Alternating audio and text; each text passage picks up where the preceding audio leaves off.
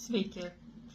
Draudimai turint morgvičių. Kas tai, kodėl tai reikalinga, nereikalinga, privaloma ar ne.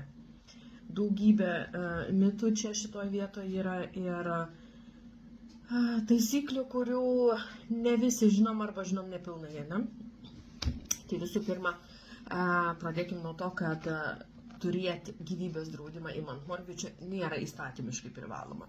Bet vietos, iš kur jūs imat morgvičio, kurie skolin jums pinigus, sakykime, tos vietos turi savo vidinį reikalavimą pasidariusias, kad asmuo imantis morgvičių, namą išsimokėtinai, privalo turėti gyvybės draudimą, privalo turėti namų draudimą, privalo turėti, sakykime, kritinių ligų draudimą, kaip kokias taisyklės jie susigalvoja viduj patys. Ir čia jau tada jūsų teisė rinktis.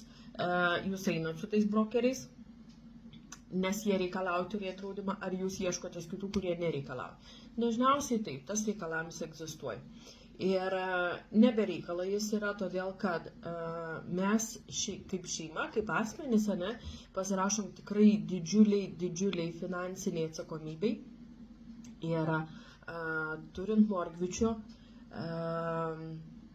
ir neturint gyvybės draudimą, mirties atveju šeima susidurs tikrai su dideliais sunkumais, todėl kad išmokėti morgvičio nėra kaip, padengti visos sumos nėra kaip, dažniausiai, pasidaryti remorgvičio ant vieno asmens, dažniausiai tai būna neįmanoma, todėl kad tiesiog pajamos nepakankamai būna didelės, vieno asmens, tai tada yra keli variantai. Prarast namą, kas ne pats idealiausias variantas, ir tikrai ne pats lengviausias, jau nekalbant apie tai, kad žmogus jau yra situacija, kai prarado artimą, kai yra be proto skausmingas visas laikotarpis ir dar turi pragyventi visą tą tokį didžiulį stresą, kad gali prarasti ir namus.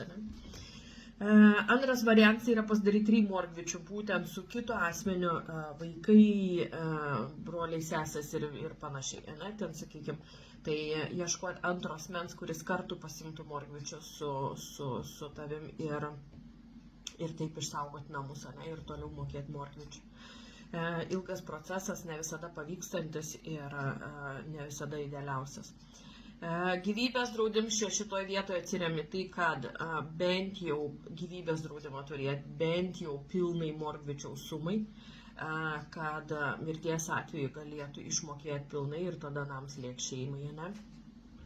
Ką susidūriau per kelis paskutinius susitikimus, su kuriais mes kalbėjom su naujais klientais, egzistuojančiais klientais, kažkieno kitų advisorių, ir labai gaila, kai randi gyvybės draudimą padarytą ne tokiai sumai, kaip reiktų.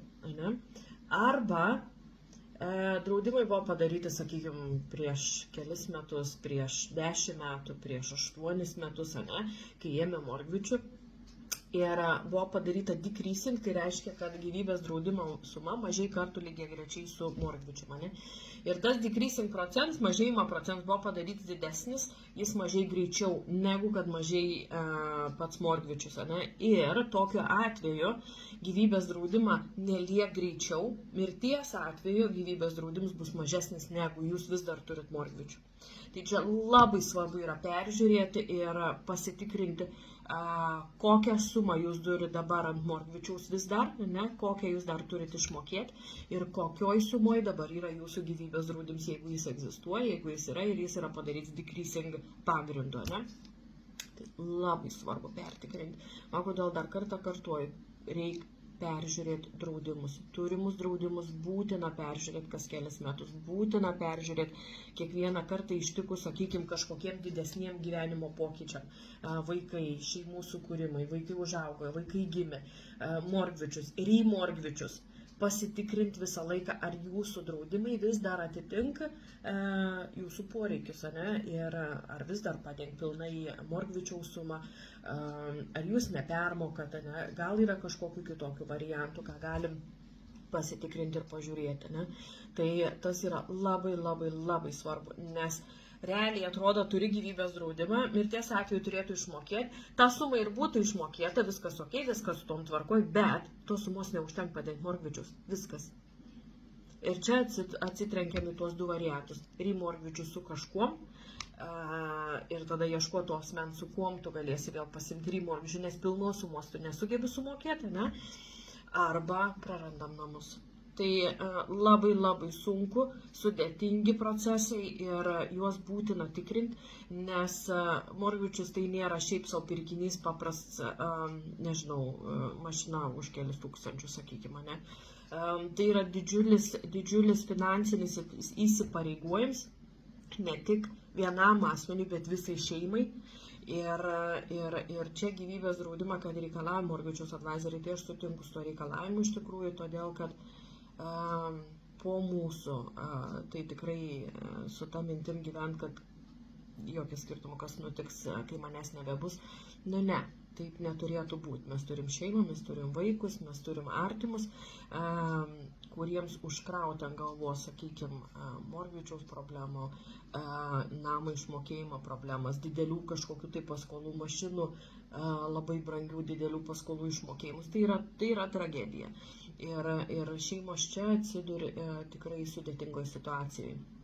Tai kad to nebūtų, kad tą išvengti, reikia patikrinti draudimus, tą, ką jūs turit, ar jie atitink mortgage'aus sumą, ar jie atitink vis dar mortgage'aus metus, todėl kad jeigu darėt remortgage'ų, jeigu įnešė didesnę sumas, ne, ten, sakykime, prasiilginot, pasitrumpinot, įvairių variantų yra, ne, įvairių situacijų, tai visą laiką pasitikrinkit ir žinokit, kokie draudimai yra pas jumis, ką jie dengia, kada konkrečiai jie veikia ir kokie jie yra.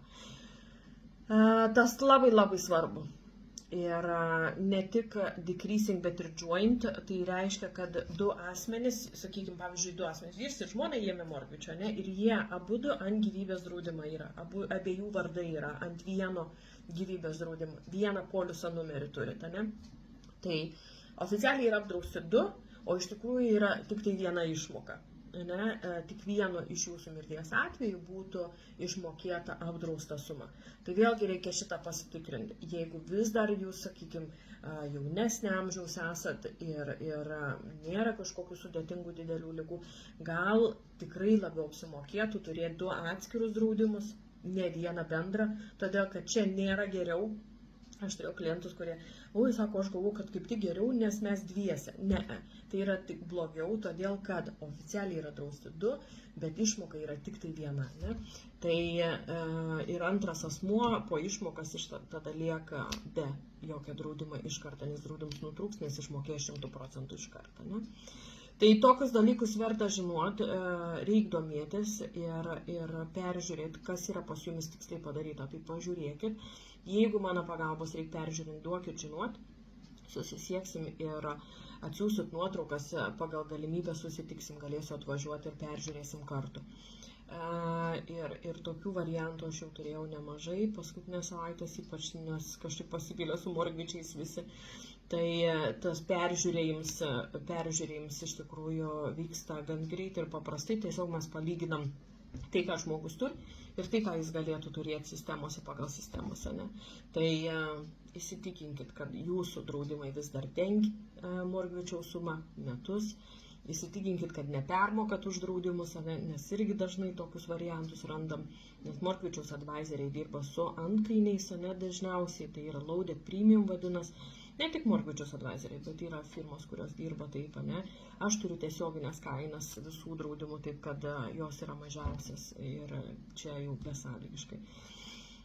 Tikrinkit, žinokit ir sakau iki.